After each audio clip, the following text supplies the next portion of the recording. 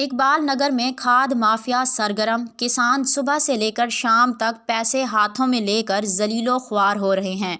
दूसरी तरफ सरकारी खाद का ट्राला आता है तो दुकानदार हजरात सिर्फ ताल्लुक वाले लोगों को डाले और रिक्शे भर कर देते हैं।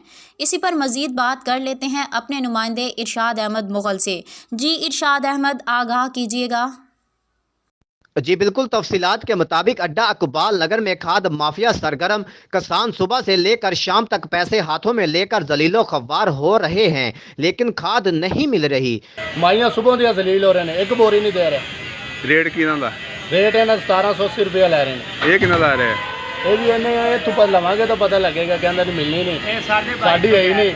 कभी कहते ने पीछे चलो, 22,500 कोई पर्ची 22,500 कोई पर्ची। दूसरी तरफ सरकारी खाद का ट्राला आता है तो दुकानदार हजरात सिर्फ तल्लक वाले लोगों को डाले और रश्के भर भर के दे देते हैं। वीडियो में वाज़िया देखा जा सकता है कि कैसे रश्के और डाले भर भर के जा रहे हैं और किसान सुबह से पैसे हाथों में लेकर जलीलो खवार हो रहे हैं। अड्डा इकबाल नगर में हर दूसरे दिन खाद का ट्राला आता है और सरकारी रेट पर बिना पर्ची के रश्के और डाले भर भर के दिए जाते हैं, लेकिन लाइन में लगे किसानों को सिर्फ धक्के मिलते हैं।